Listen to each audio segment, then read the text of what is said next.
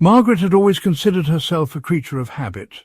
At 68, she woke up each morning at 6:30 a.m. sharp, just as she had during her 40 years as a librarian. Her morning routine never changed: a splash of cold water on her face, a quiet moment at the window, and then breakfast. A single slice of whole wheat toast, sometimes with a pat of butter, and a cup of strong black coffee. It was simple, comforting, and just enough to get her through the morning crossword. But lately something had shifted. She began noticing little things. Climbing stairs left her winded. She struggled to open stubborn jars she used to twist open without thinking. Even carrying groceries from the car to the front door required more effort. Margaret dismissed it at first. After all, wasn't this just a normal part of aging? Still, a nagging thought kept returning. This weakness didn't feel gradual. It felt sudden. It felt like something inside her body was fading, and she didn't know why.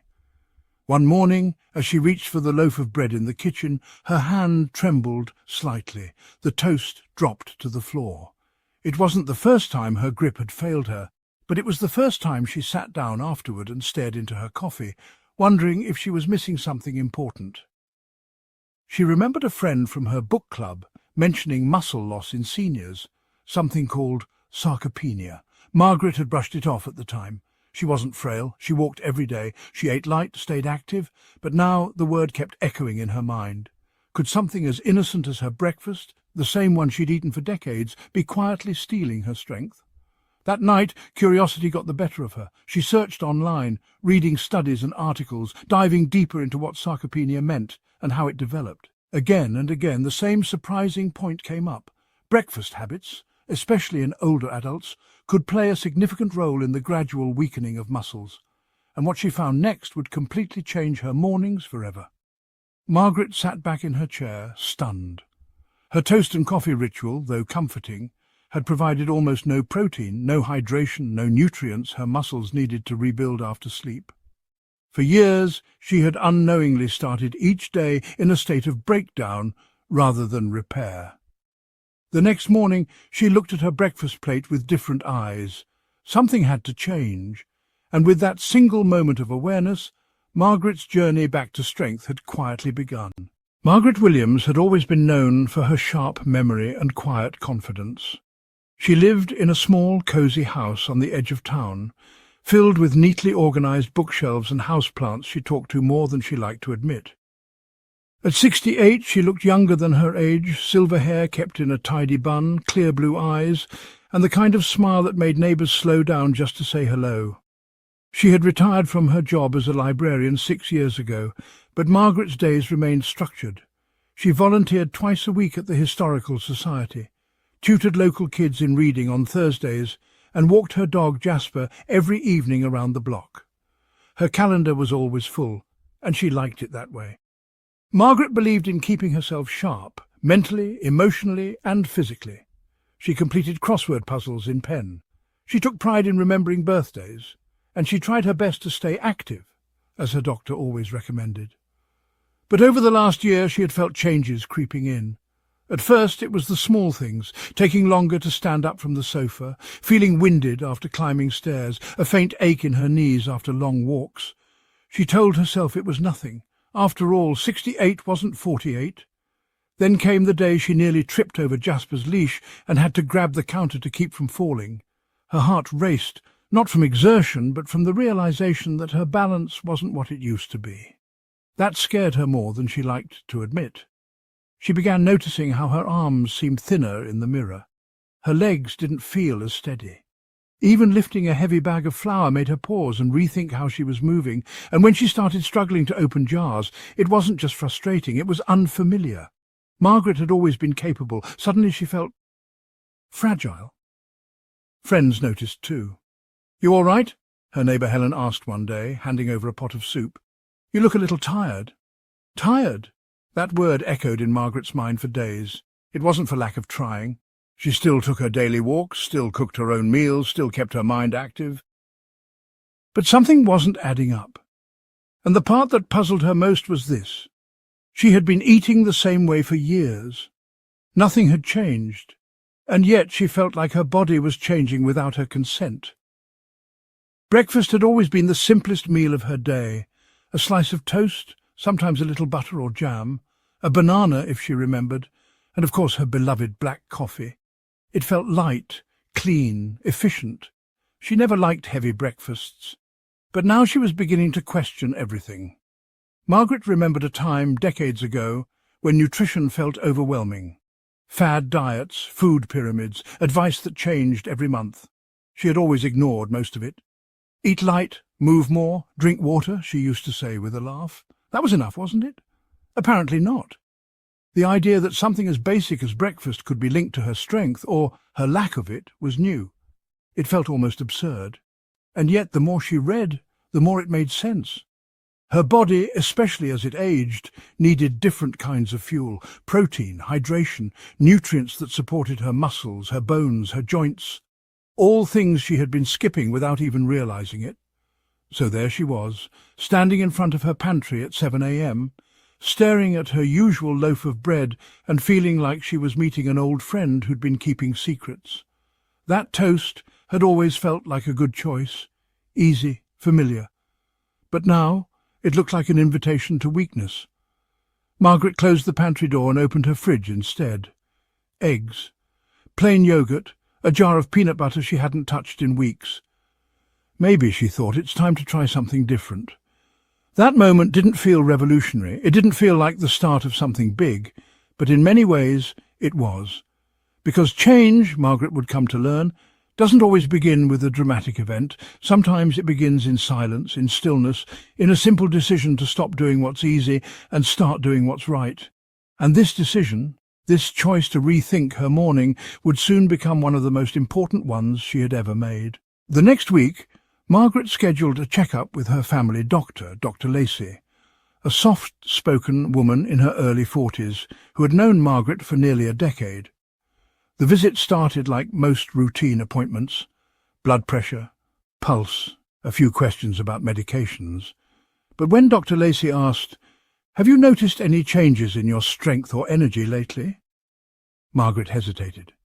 She had always downplayed symptoms. She didn't want to complain. But this time she spoke honestly.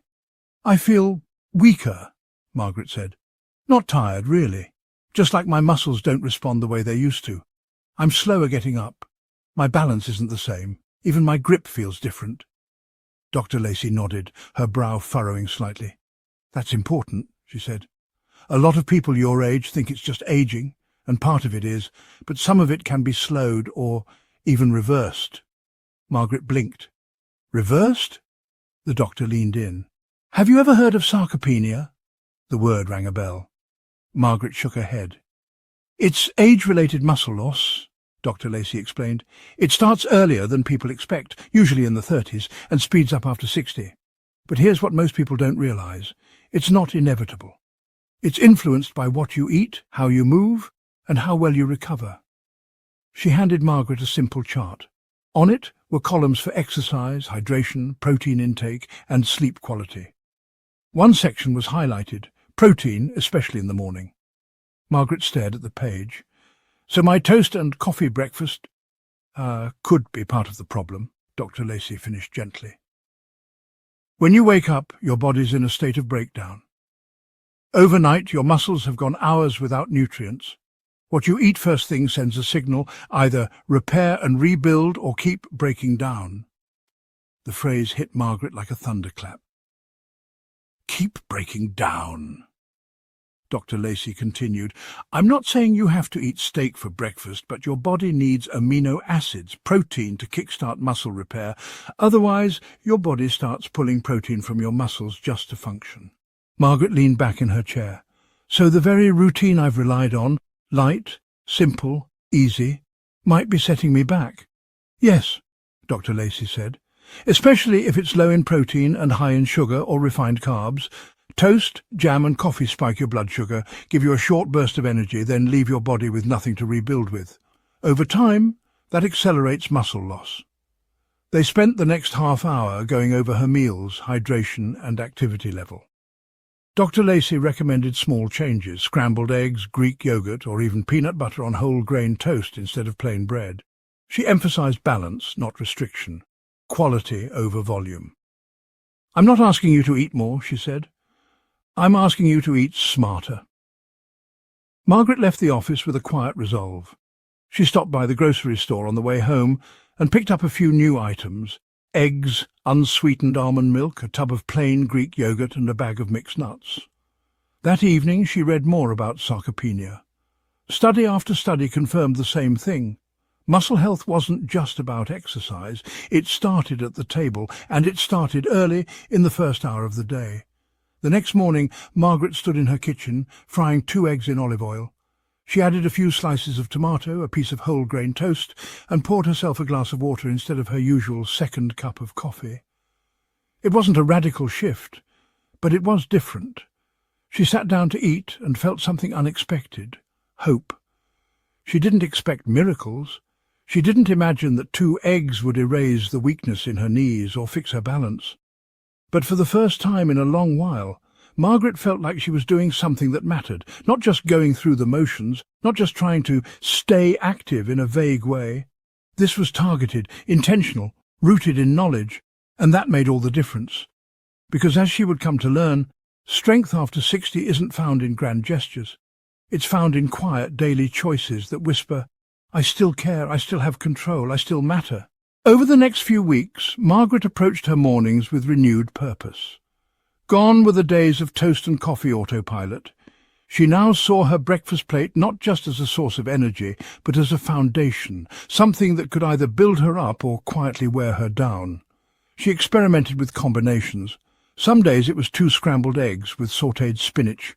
Other days plain Greek yogurt topped with sliced almonds and blueberries. She added water to her morning ritual, first thing before coffee, and noticed it helped her feel more alert, more balanced. The most surprising change? She started feeling fuller, longer. The late morning hunger she used to ignore no longer appeared, and when she walked Jasper, her legs felt a little more stable under her steps more confident. Inspired by the change, Margaret decided to take the next step: movement. Her town's community centre had a weekly seniors' wellness class called Balance and Strength. She had seen the flyers before, even walked past the open doors once or twice, watching the gentle exercises from a distance. It had always seemed a bit too organised for her taste. But now she didn't see it as optional. She saw it as a tool, a way to actively communicate with her body. At her first class, she was nervous. Most of the attendees were in their 70s, some even older. The instructor, a cheerful woman named Nina, greeted her with a warm smile and helped her settle in. The exercises were simple: standing up from a chair without using hands, holding a one-legged stance for 10 seconds, light resistance band pulls while seated, wall push-ups, breathing with control. Margaret noticed something as she moved, something she hadn't expected. Her body remembered. The muscles might have grown weaker over time, but they hadn't forgotten how to engage. With each slow, deliberate movement, she felt them respond, like a piano being tuned after sitting too long in silence. She left the class feeling taller somehow, and the next day, though a little sore, she felt stronger. Margaret didn't stop there. She started keeping a small journal, noting what she ate for breakfast, how much water she drank, how her body felt after walking or exercising. She wasn't trying to track for the sake of data. She was listening. That journal became a conversation with herself. After 2 weeks, she noticed a pattern. The days she ate at least 20 grams of protein in the morning were the days she moved better. Her balance felt steadier. She didn't feel the afternoon crash she used to blame on age. Her strength wasn't just returning, it was being rebuilt, piece by piece. One afternoon, while browsing at the grocery store, she ran into her neighbour Helen again. "You look different," Helen said, squinting. "Lighter, maybe?" Margaret laughed. "Maybe just stronger." She explained her new breakfast changes, her water routine, the strength class. Helen nodded slowly, visibly intrigued. "You know," she said, "I thought about taking one of those classes too, but I figured I was too old to start." "No such thing," Margaret said. "Turns out our muscles don't have an expiration date. They're just waiting for us to use them again." That night, Margaret reflected on how small shifts had created such a ripple in her life. The changes weren't dramatic. No gym memberships, No expensive supplements, just whole food, deliberate movement, and a willingness to rethink habits that had once felt untouchable. She began reading more about muscle health in older adults. One study by the Journal of Clinical Endocrinology and Metabolism stuck with her. It confirmed that muscle protein synthesis, essentially the rebuilding of muscle fibers, was at its highest in the morning. But it required the presence of essential amino acids, especially leucine-rich sources like eggs, dairy and legumes. Her eggs weren't just food, they were construction workers, quietly, efficiently rebuilding what time had chipped away. Margaret also learned how hydration played a role. Muscles, she discovered, were nearly 75% water, and after a night's sleep, the body was naturally dehydrated. Water wasn't just for thirst. It was the medium that carried nutrients into her cells, reduced inflammation, and flushed out the waste that made her legs feel heavy. She began adding cucumber slices or lemon to her water. Small things, but they made her morning feel purposeful, intentional. A few weeks into her routine, she decided to test herself. She had avoided kneeling to reach the back of her garden bed all spring. That afternoon she crouched slowly, planting her right knee onto the soil. Her legs shook slightly, but she stayed down, planted a few seedlings, and then, with focus, stood back up. Her muscles responded, not effortlessly, but steadily, and she smiled. For the first time in months, Margaret felt not just capable, but resilient. This wasn't about looking younger. It wasn't about losing weight or chasing some youthful ideal. It was about independence, about dignity, about knowing she could reach a high shelf without hesitation, step off a curb without fear, rise from a chair without needing help. The rebuilding had begun. It had been 2 months since Margaret had changed her routine. What started as a quiet adjustment to her breakfast had grown into something far more powerful, something that touched nearly every part of her life. The change wasn't just physical. Yes, she could feel the difference in her legs, her arms, her balance, but there was also a shift in how she saw herself. For a long time, Margaret had quietly accepted that aging meant decline. She hadn't realized it, but somewhere along the way, she had begun to lower her expectations. She still lived her life, still kept busy, but a piece of her had settled into the idea that strength was behind her. Now, she wasn't so sure. One bright spring morning, Margaret stood at the community garden, watering a row of green beans. Helen was with her, bending over to pick herbs. The two had started coming here together on Saturdays. It was their new tradition. Helen stood up slowly and smiled. "I've been eating eggs every morning like you said, and walking twice a day. I swear my knees don't creak as much." Margaret laughed. "I told you, a little protein and a little movement go a long way." They were both still laughing when Margaret's phone rang. It was her niece, Rachel, calling from across the country. "Aunt Margaret," Rachel said, sounding out of breath, "you won't believe this. Mum says you've become a fitness inspiration." "What's going on over there?" Margaret chuckled. "Oh, just rearranging a few habits."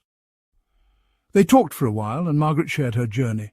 The doctor's visit, the strength class, the new breakfasts. Rachel, a physical therapist, was thrilled. "What you're doing," she said, "is exactly what we try to teach our older clients. But most people don't believe change is possible at their age. You're proving them wrong." After the call, Margaret sat quietly for a while. She thought about the word possible.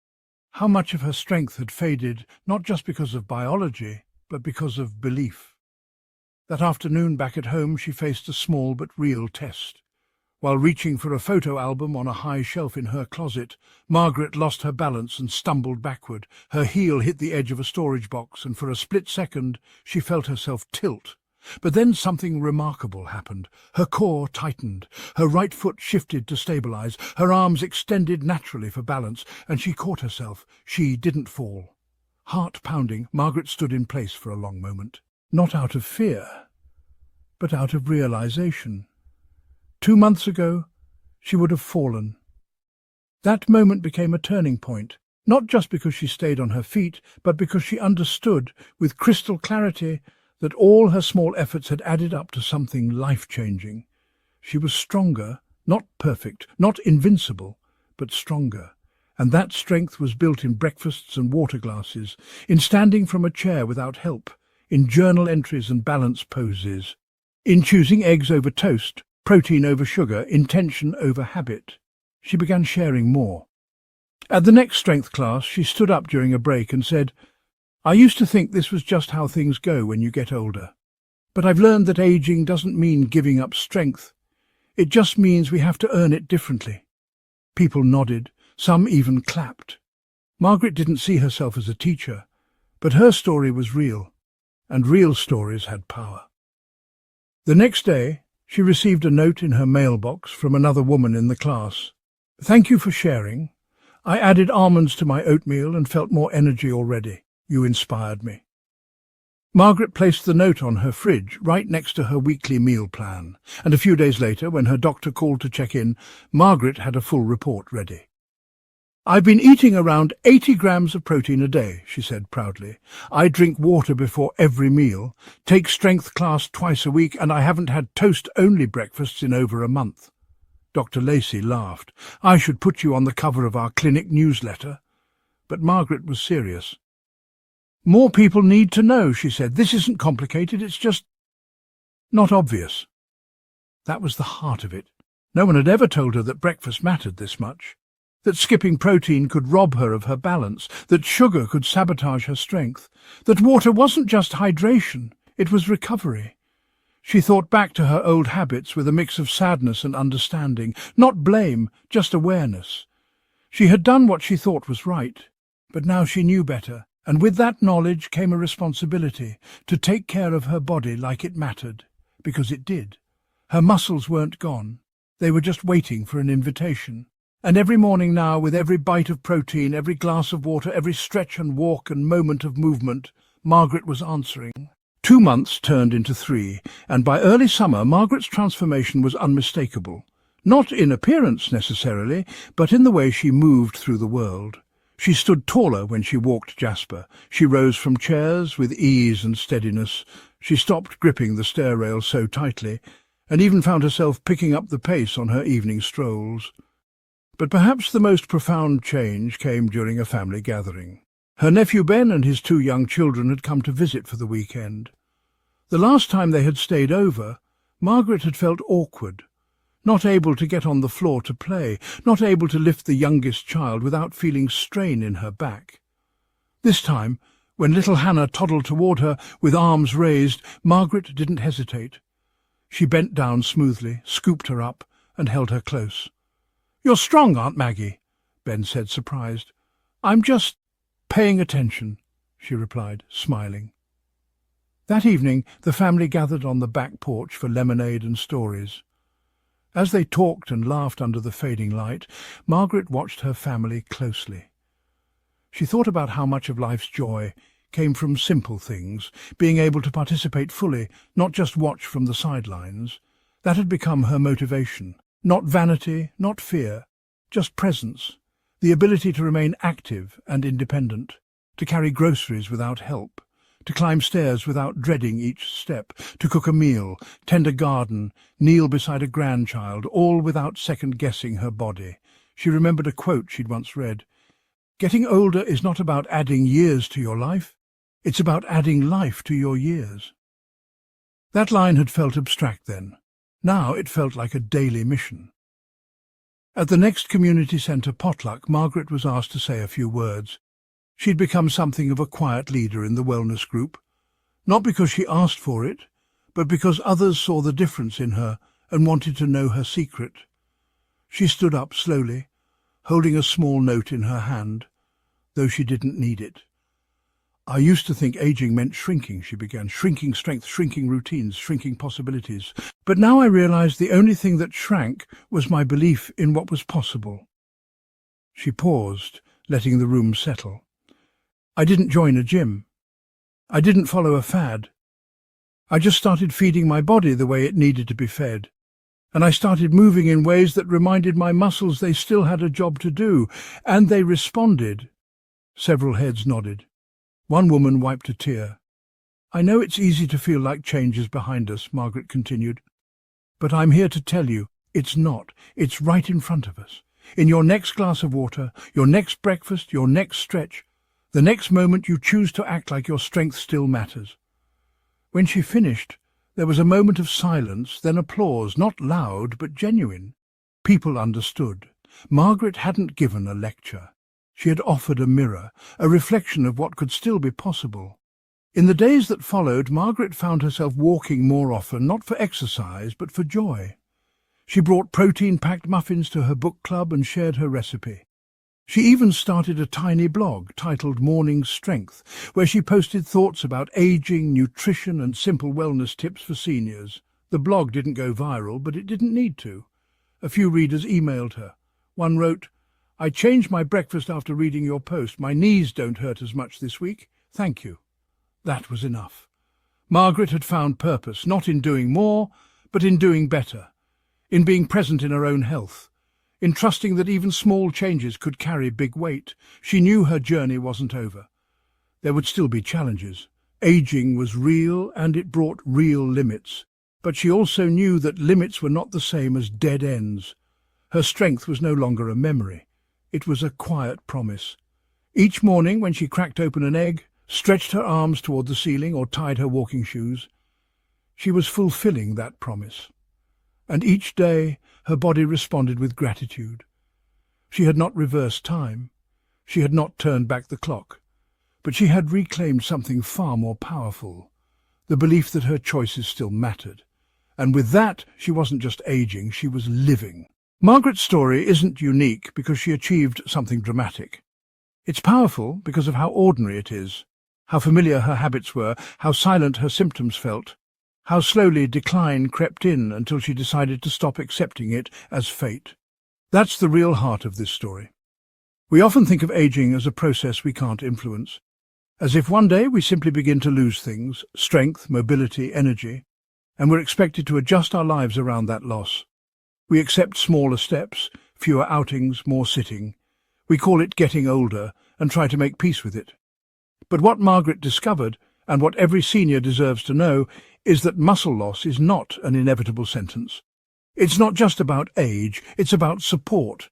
And so much of that support starts in small, often overlooked places. What's on your plate, what's in your glass, and how you choose to move. Muscles don't disappear overnight.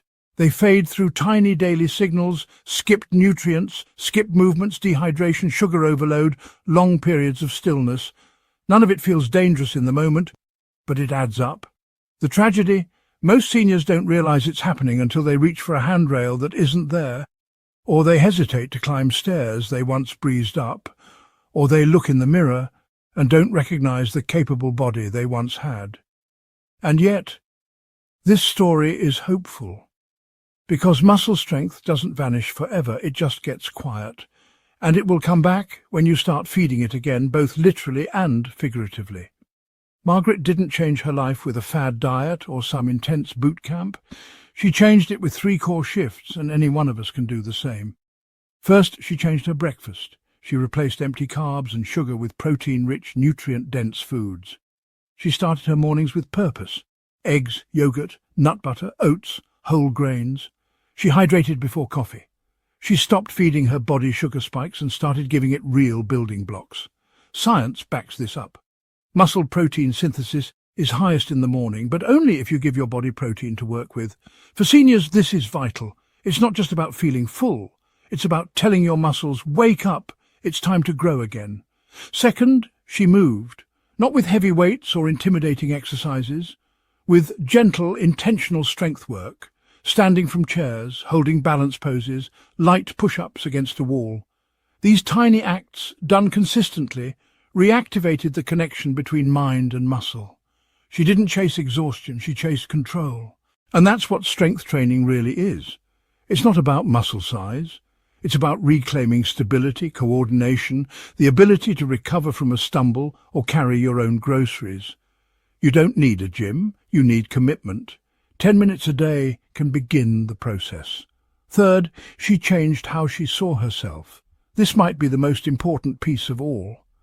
Margaret stopped seeing her body as something past its prime. She stopped calling her symptoms just age. She began to treat her health like something alive, not something winding down.